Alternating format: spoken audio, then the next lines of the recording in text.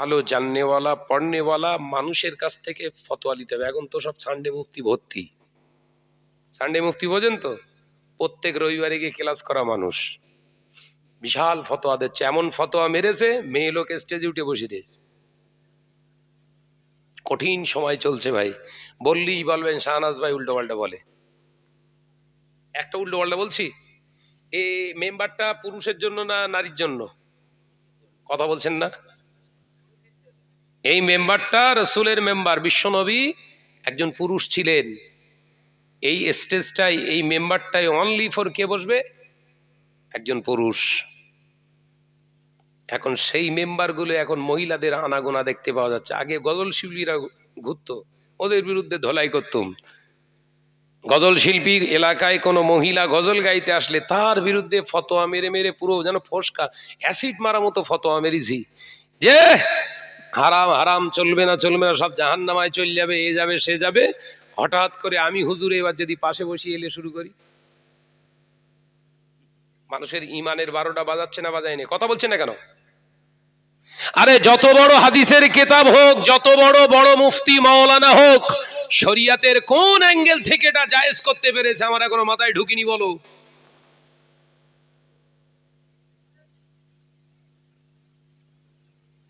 শরিয়াত কি বলেছে যে মহিলাদেরকে স্টেজে না তুললে কোরআনের বিধানকে অপমান করা হবে, মেয়েদের সম্মান ছোট করা হবে?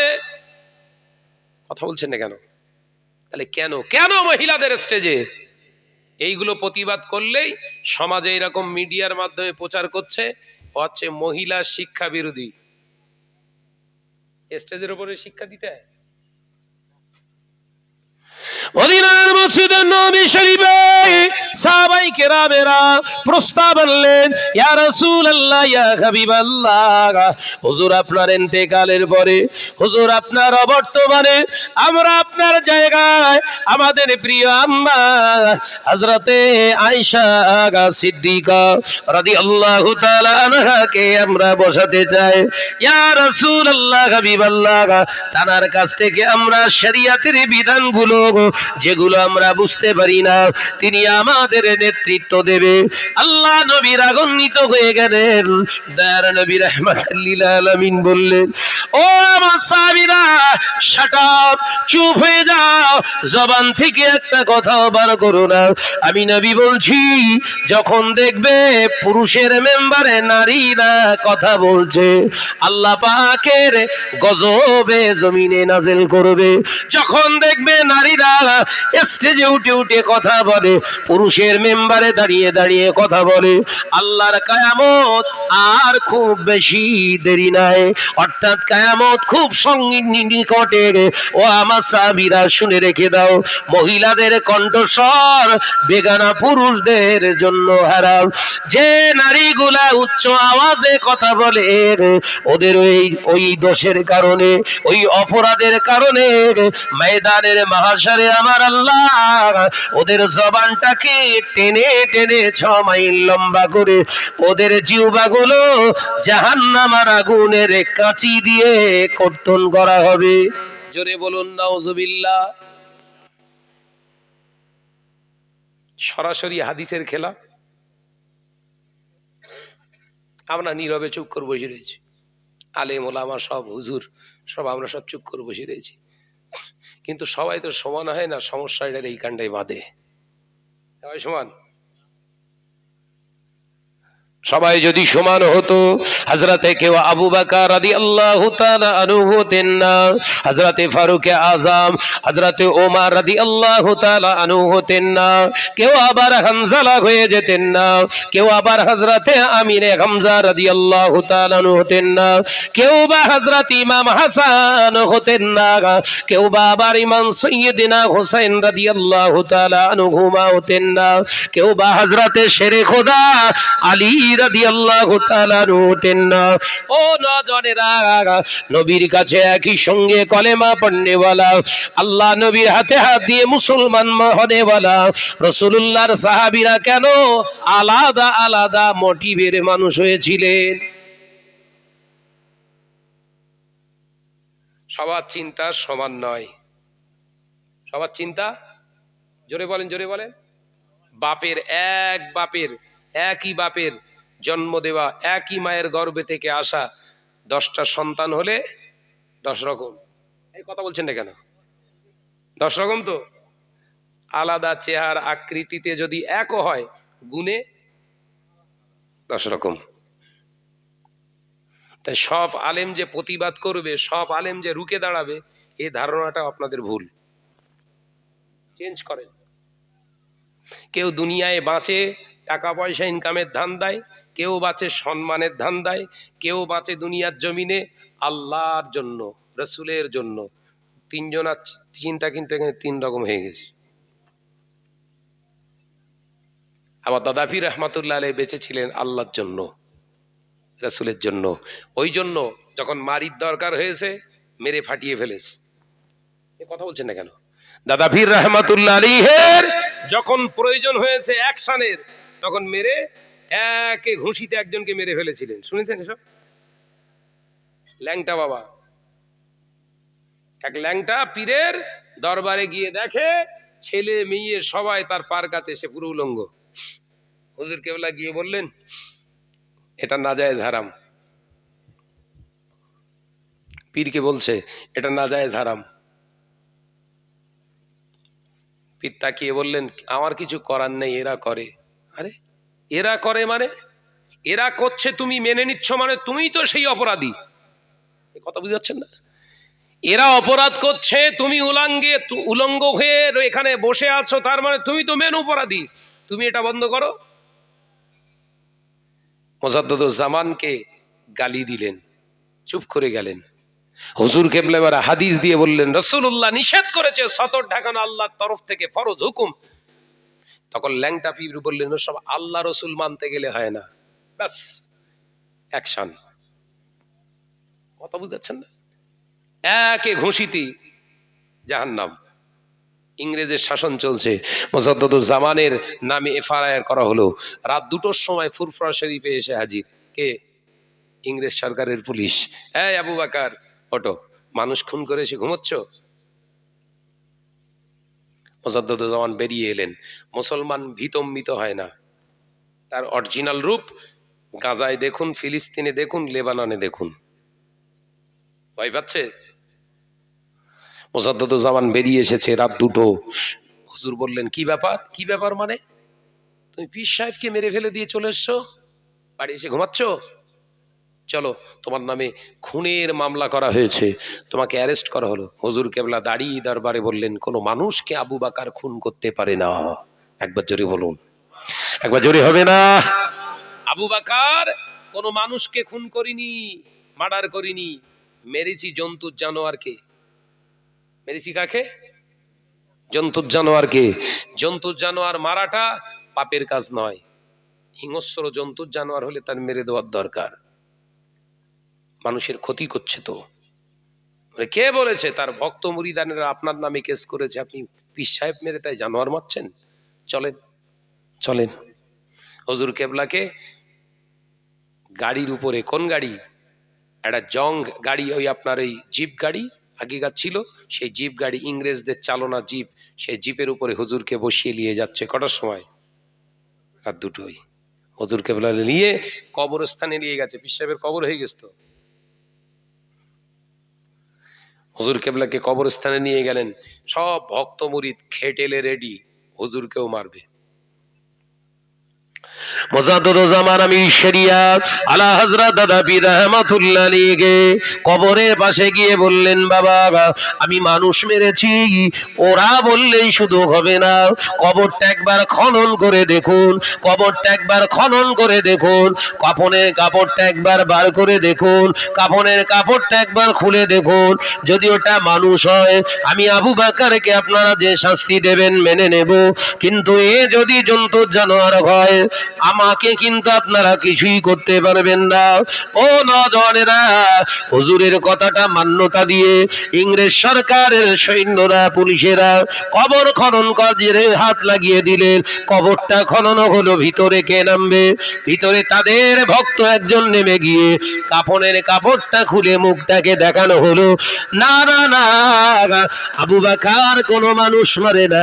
কবরের ভিতরে যাকে শোয়ানো রয়েছে সে হলো আস্ত একজন বুনো শূকর। ও নওজওয়ানেরা, যুবকেরা, আল্লাহর ওলি কোন মানুষকে খুন করতে পারে না। আল্লাহর ওলি চাক্ষুষ প্রমাণ করে দিলেন, যারা মানুষের ঈমান হরণ করে, মানুষকে গুনার কাজে লাগিয়ে দেয়, তাদের মারাটা কোন মানুষ মারা গুনাহ হয় না, বরঞ্চটা জন্তু জানোয়ার।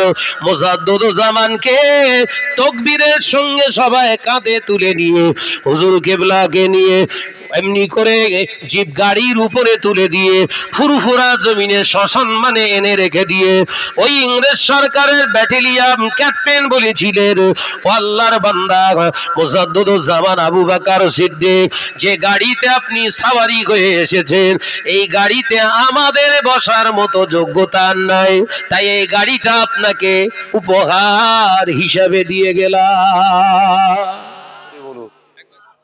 জোরে বললেন না সুবহানাল্লাহ? তাহলে দুনিয়া জমিনে আলেম হব আল্লাহর খুশির জন্য, নসিহত করব আল্লাহর খুশির জন্য, নসিহত শুনবো আল্লাহর খুশির জন্য, নামাজ পড়ব আল্লাহর খুশির জন্য, রোজা করব আল্লাহর খুশির জন্য, যাকাত দান করব আল্লাহর খুশির জন্য, মসজিদ তৈরি করব আল্লাহর খুশির জন্য, মাদ্রাসা চালাবো আল্লাহর খুশির জন্য, দুনিয়ার জমিনে মানুষের সঙ্গে ভ্রাতৃত্ব সম্পর্ক তৈরি করব রবের খুশির জন্য, আবার ওটাকে শত্রুতে রূপান্তরিত করব আল্লাহর খুশির জন্য। বিশ্বনবী বললেন, এই টোটাল জিন্দেগিটাই হলো ইবাদত। একবার জোরে বলুন। এই আল্লাহর খুশি ছাড়া ব্যক্তিগত জিন্দেগি চরিতার্থ করার জন্য যদি আমরা করি, সেটা ইবাদতের বাইরে, ইবাদতের বাইরে। অর্থাৎ নামাজ পড়ছি, লোকে আমাকে নামাজি বলবে, নামাজ হচ্ছে না। হজ করছি, হজ করতে গেলাম, ওমরা করছি, লোকে আমাকে হাজী সাহেব বলে ডাকবে, এ ইবাদত, ইবাদত নয়। মসজিদ তৈরি করছি, মসজিদে লক্ষ লক্ষ টাকা দান করছি, লোকে আমাকে দানী ব্যক্তি হিসাবে চিনবে, ইবাদত নয়। রমজানে রোজা রাখছি, সবাই রোজা রেখেছে তাই আমিও রাখছি, আল্লাহর কাছে রোজা রাখা হলো না। আলোচনা বুঝছেন? ইভেন আল্লাহ রসুল বললেন বিবাহ করা, ওটাও হলো ইবাদত। একবার জোরে বলুন, একবার জোরে বলেন না সুবহানাল্লাহ। কিন্তু ওই বিবাহটা করতে গিয়ে যদি মেয়ের বাপের ঘাড় মোটকে যদি টাকা আদায় করেন, কথা বলছেন না কেন? ইবাদত? কথা বলছেন না কেন? আপনাদের ঘোষ বানিয়াড়াতে এসব আছে নাকি? না, ঘাড় নিচড়ে বের করা। কিছু কিছু হারামখোর আছে, তারা ওই বিয়ের এক সপ্তাহ আগে টাকা মিটিয়ে দিতে বলে, তারপর কবুল হবে। ইন্টারন্যাশনাল হারামখোর। বিয়ে করা ইবাদত হবে? দুনিয়ার জমিনে সন্তান জন্ম দেওয়া ইবাদত। আবার ওই সন্তানটা যদি শরিয়ত মোতাবেক যদি দুনিয়ার বুকে জন্ম না দেয়, ইবাদত নয়। এর প্রত্যেকটার পিছনে হাদিস এবং কোরআনের থিওরি এবং অথেন্টিক দলিল রয়েছে। কোনো ছেলে কোনো মেয়ে যদি ইচ্ছা করে যে আমরা একটা বাচ্চা লোবো, নিতে পারবে? কথা বলছেন না কেন? পারবে? যদি কেউ ইচ্ছা করে যে আমরা দুজন মেলামেশা করে অবৈধ সম্পর্ক করে একটা বাচ্চার জন্ম দেবো, জন্ম নিতে, সে বাচ্চা নিতে পারে, কিন্তু শব্দটা এসে যাবে অবৈধ সন্তান। কি শব্দ আসবে? অবৈধ। তার মানে ইবাদত না, ওটা গুনাহ।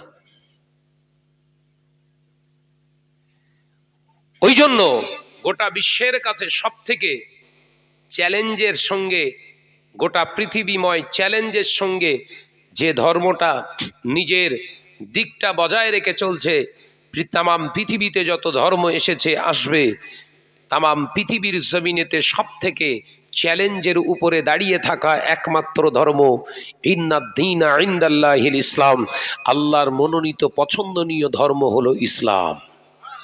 ওই জোরে হলো কই, একবার জোরে বলে। কিন্তু আমরা মুসলমান, আমাদের কোনো চ্যালেঞ্জ নেই। এই কথা বলছেন না কেন? আমাদের খাওয়া দাওয়ায় চ্যালেঞ্জ আছে? পারবেন যে আমি হারাম খাই না, সারাদিন 24 ঘন্টায় একটাও মিথ্যা কথা বলিনি? গ্যারান্টি আছে? কথা বলছেন না কেন? চ্যালেঞ্জ নিতে পারবেন সারাদিন আমি সংসার চাষাবাদ করতে গিয়ে একটা কারুরও পর সমালোচনা করিনি? যে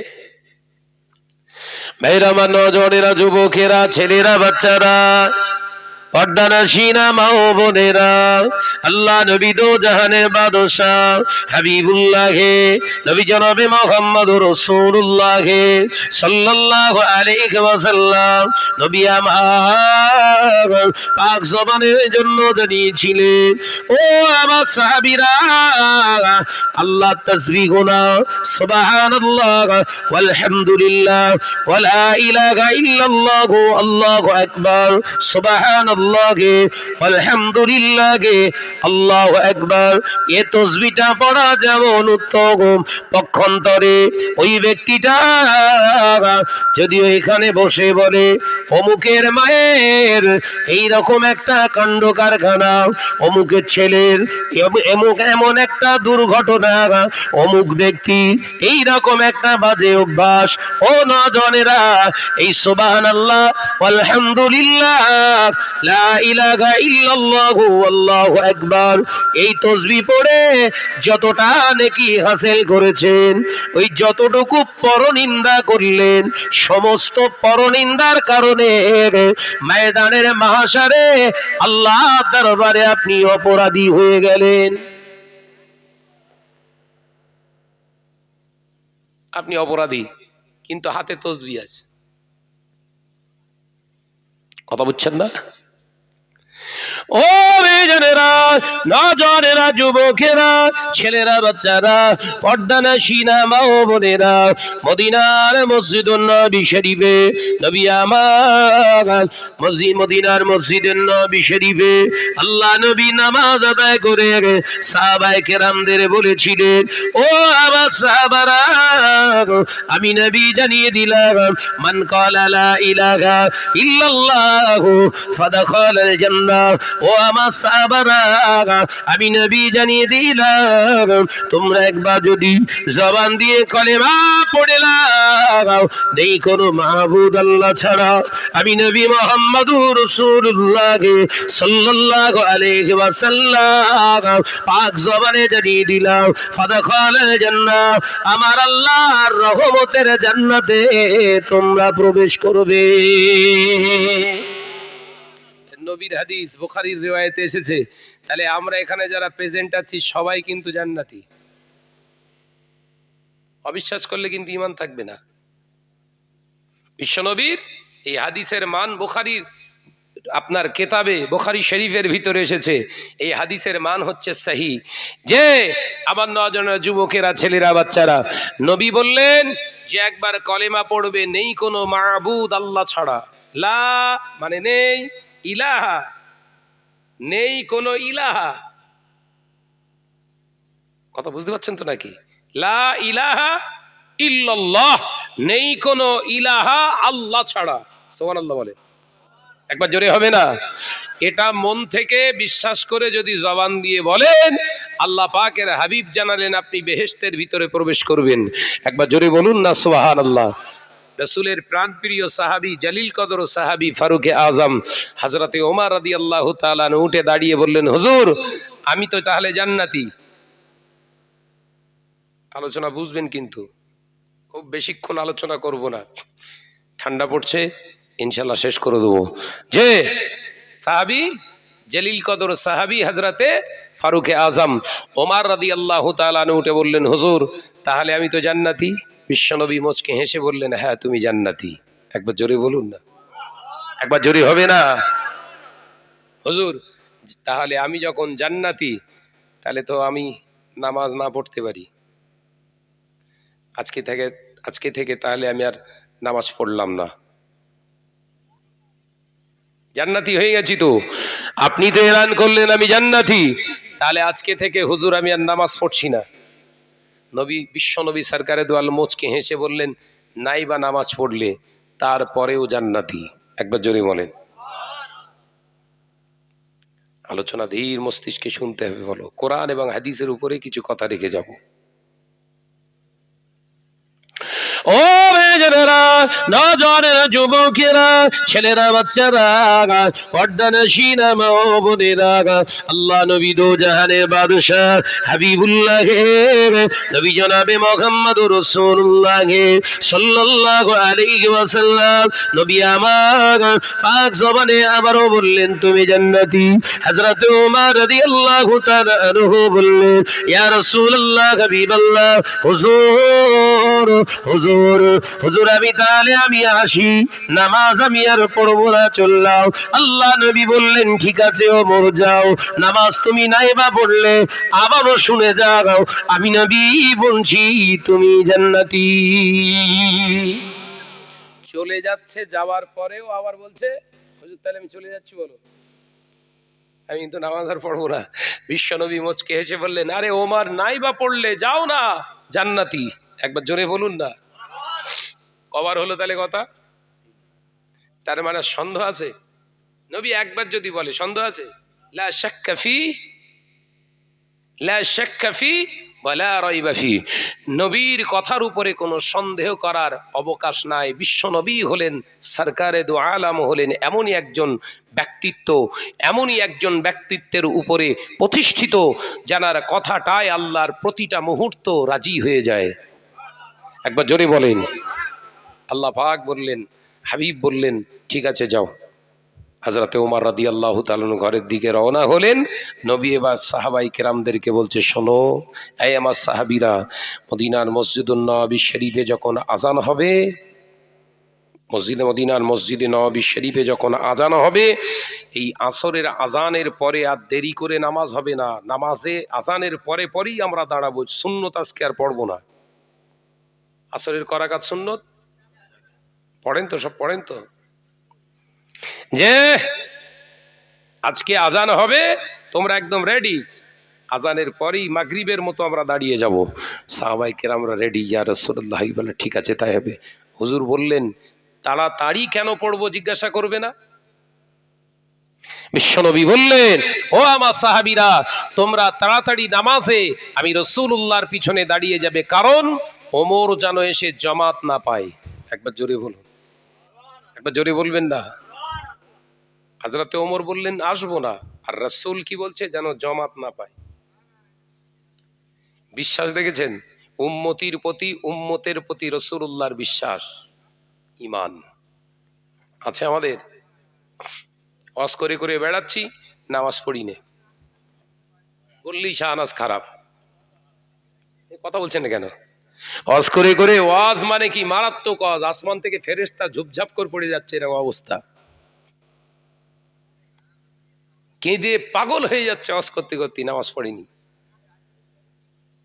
ওয়াজে কাজ হবে? আমি শাহনাজ ওয়াজ করতে করতে বলছি, বাবা মিথ্যা কথা বলো না।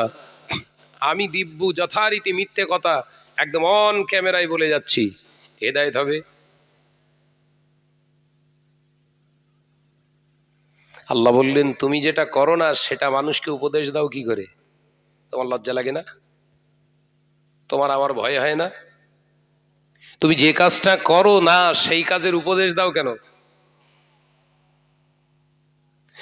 ও নওজওয়ানেরা, যুবকেরা, ছেলেরা, বাচ্চারা, পর্দানশীনা মা বোনেরা, আল্লাহ পাকের হাবিব জানিয়ে দিলেন, সাহাবারা রেডি হয়ে থাকো। মদিনার মসজিদুন নববী শরীফে সাহাবায়ে কেরামেরা আছে। আল্লাহ নবী অপেক্ষা করলেন আসরের নামাজের জন্য। আহ্বায়ক হযরতে হাফসি বেলাল বেরিয়ে পড়েছে। আল্লাহ নবী সাহাবী আজান দিতে শুরু করলেন, আল্লাহু আকবার, আল্লাহু আকবার, আল্লাহু আকবার, আল্লাহু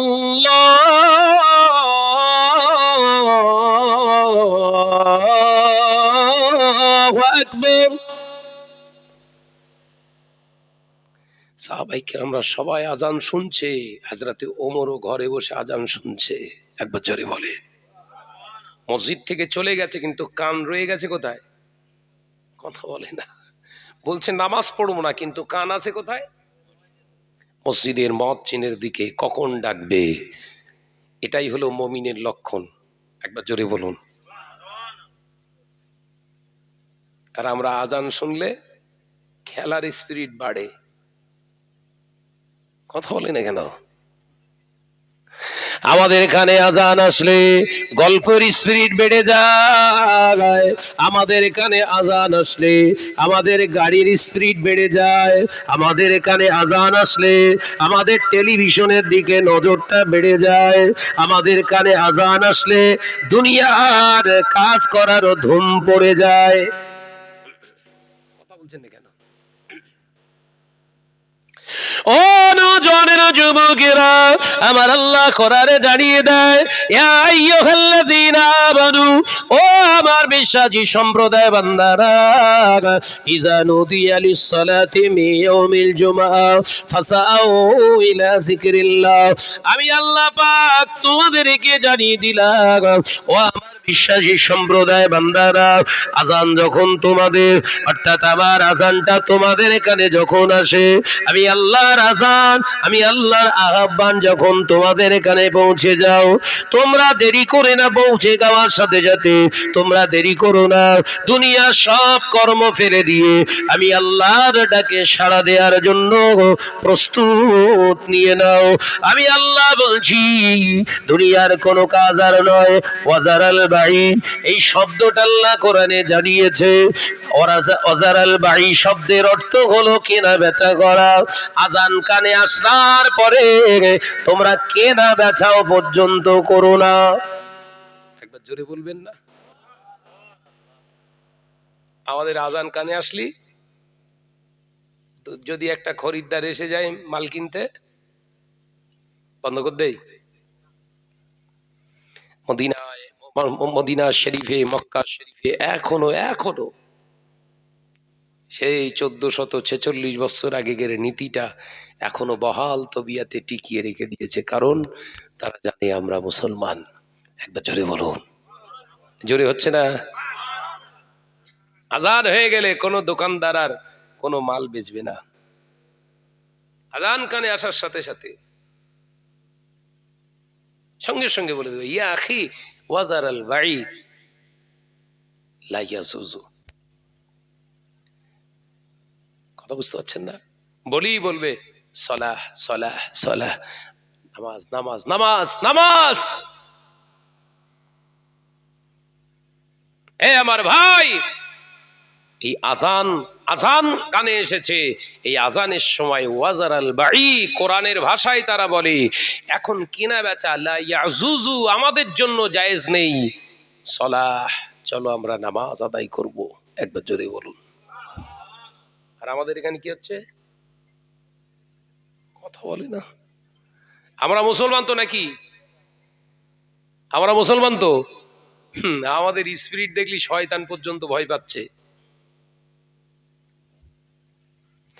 ও জানেরা, নজওয়ানেরা, যুবকেরা, ছেলেরা, বাচ্চারা, পর্দানশীরা, মা ও বোনেরা, আল্লাহ নবী, দয়ার নবী, রাহমাতাল লিল আলামিনের প্রাণপ্রিয় সাহাবী হযরতে ওমর ইবনে খাত্তাব রাদিয়াল্লাহু তাআলা আনহু বাড়িতে তিনি আযান শুনতে পাচ্ছেন। হযরতে বেলাল রাদিয়াল্লাহু তাআলা আনহুর আযানটা তিনি কানে শুনছেন।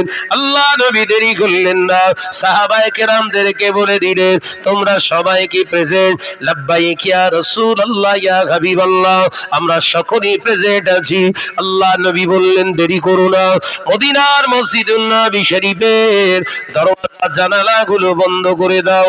ও আমার সাহাবারা, মদিনার মসজিদুন নবী শরীফের দরজাগুলো ভিতর থেকে বন্ধ করে দাও, আমার উম্মত যেন জামাতে এসে না যোগ দিতে পারে। একবার জোরে হবে না? একবার জোরে হবে না? এ কি ধরনের নামাজ হচ্ছে? দরজা জানালা বন্ধ করে দিতে বলছে মসজিদের, যেন মুসল্লি আর ভেতরে না ঢোকে। এ পুরো সেই লকডাউনের কেস হয়েছে না? কত সেই লকডাউনের কেস ঘটেছে না? আগে 6 জন কোন নামাজ পড়তো, যেই শুনেছে চায়না থেকে এদিক ঢুকে পড়েছে করোনা করোনা, ছেলে বুড়ো থানা দৌড়চ্ছে শুধু, এরা কোন যাচ্ছি নামাজ পড়বো। অথচ সারা বছর 18 বছর বয়সের, 18 বছর থেকে আজান শুনে আসতেছে, আয় আয় আয় আয়, কথা বলছে না কেন?